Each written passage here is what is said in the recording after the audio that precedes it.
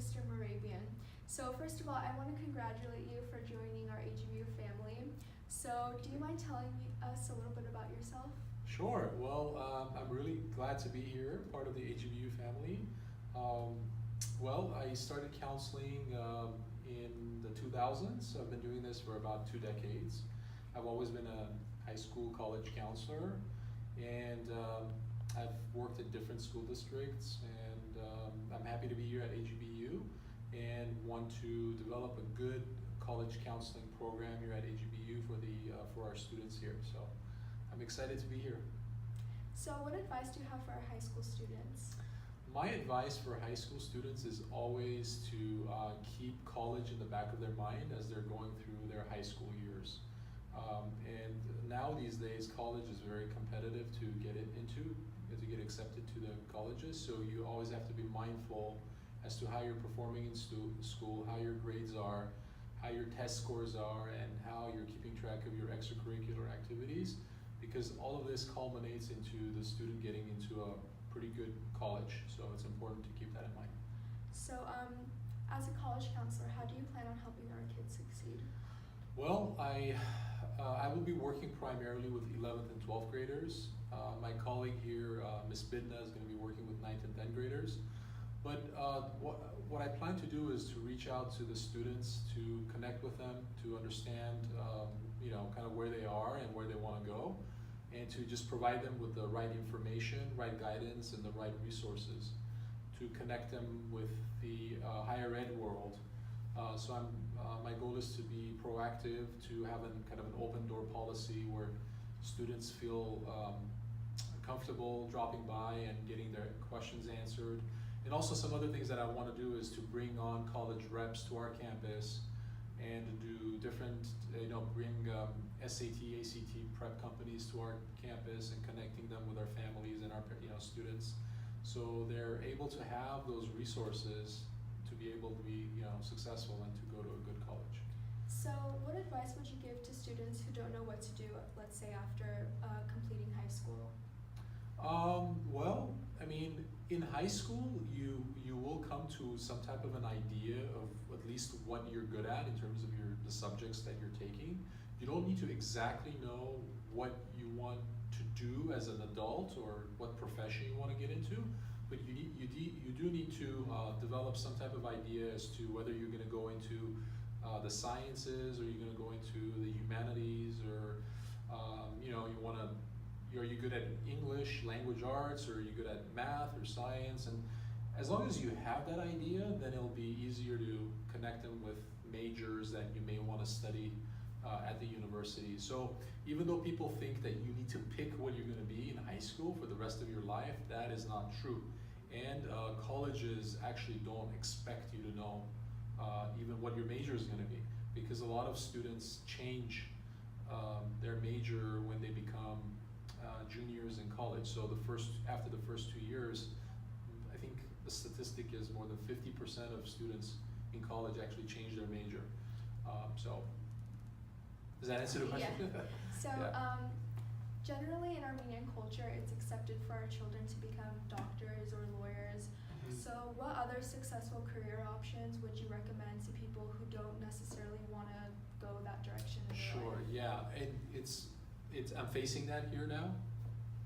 Even though it's my first time working at an Armenian school, as an Armenian myself, I've known that in our culture, as you said, being a doctor and a lawyer is highly esteemed, and many parents want their children to do that. But I would say there are hundreds and hundreds of other professions and careers that you can get into, and not everybody is going to become a good doctor and a good lawyer, or has the ability to get into those fields.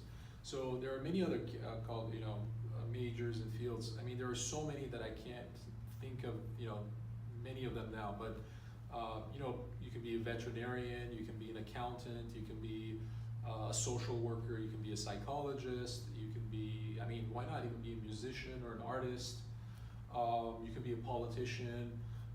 There are so many other fields and areas that you can get into other than law and medicine, that you can still have a rewarding career and be very fulfilled and feel like you're contributing to society and you're being fulfilled yourself. Now, another, for example, being a teacher, being a high school counselor. I mean, when I became a high school counselor, not a lot of men were in the field.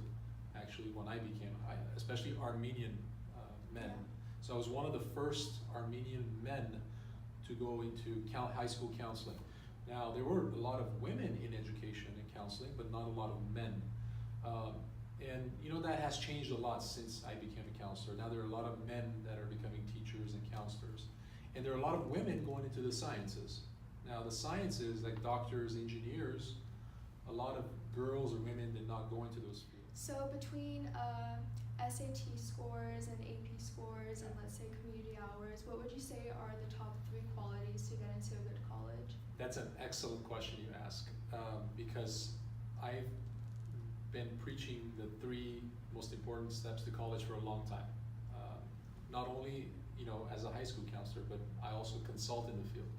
So I would say the 3 main areas are the rigor of the curriculum that you're taking in high school. That means, are you challenging yourself? Are you taking honors and AP courses? That's number 1. So the strength of your high school classes. That's number 1. Number 2 are your standardized test scores. So how well are you gonna do in your SAT and your ACT? You can try both, but eventually you wanna pick the one that you score the best on. And the 3rd leg, important part, are your extracurricular activities. What are you doing to deepen your passions in a particular area of your interest? Are you, for example, if you want to be a doctor, are you volunteering at a hospital in high school? Are you looking for opportunities to volunteer in medical related events or, you know, fields or disciplines? As a lawyer, are you volunteering at a law office or a law firm or kind of observing a paralegal? So those, I would say, are the 3 important keys. They're your transcript, your classes that you've taken, your standardized test scores, and your extracurricular activities. Those are the three things that the universities look for when they're admitting you. Okay, and why'd you decide to come to AGBU? Wow, that's a very interesting question. A few years ago, I was looking around at to change, to a different school, and AGBU was part of plans when I was looking, but they didn't have a need for a counselor at that time. And then something funny happened. Last year, when I was at Maranatha High School, I was a college counselor there.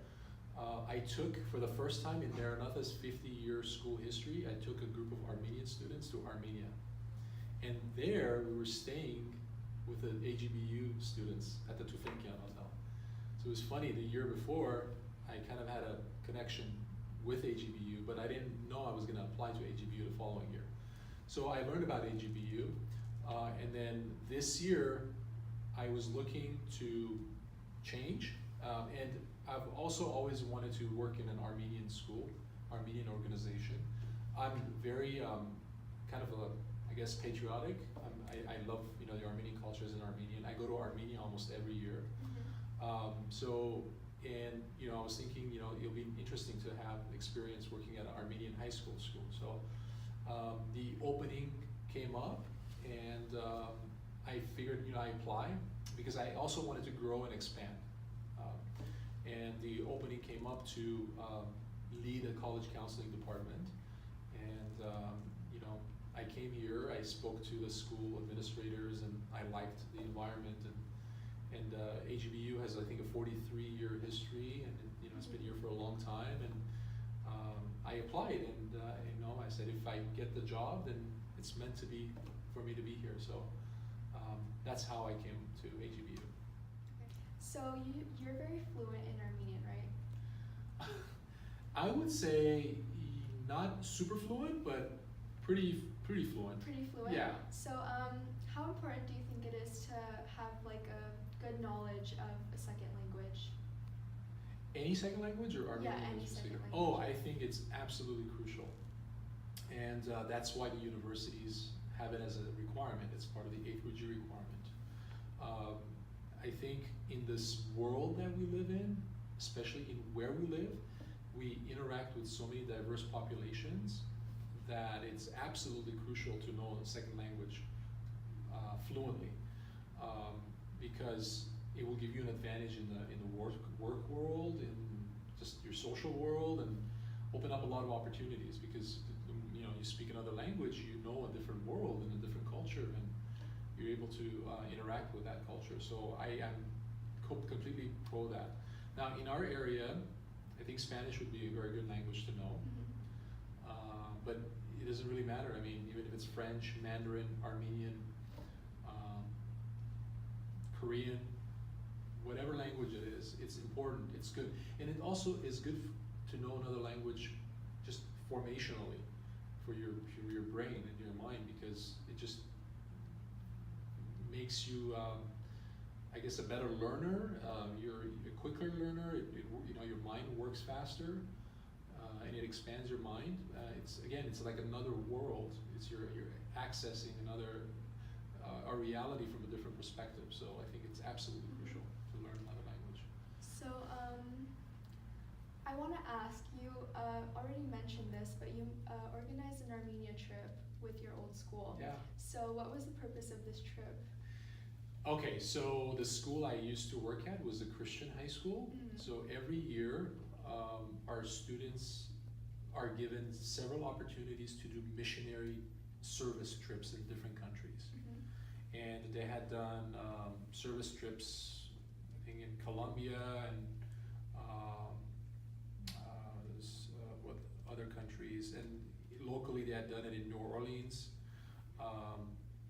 And then one year my principal said, you know, obviously you're Armenian, would you be interested in doing a missionary trip to Armenia? So he kind of planted the seed, and then we had some Armenian students at Maranatha. So some of the student leaders who were Armenian came up to me, and they said, would you be willing to head the trip as a staff member?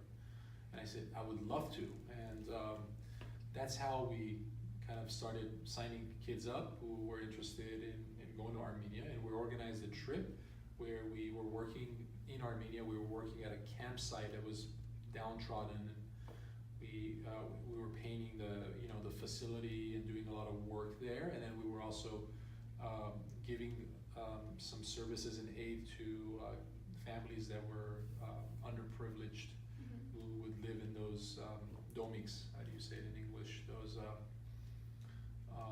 train stations that were left after the earthquake in Armenia. So we visited those families who were at they're the least privileged in the Armenian society.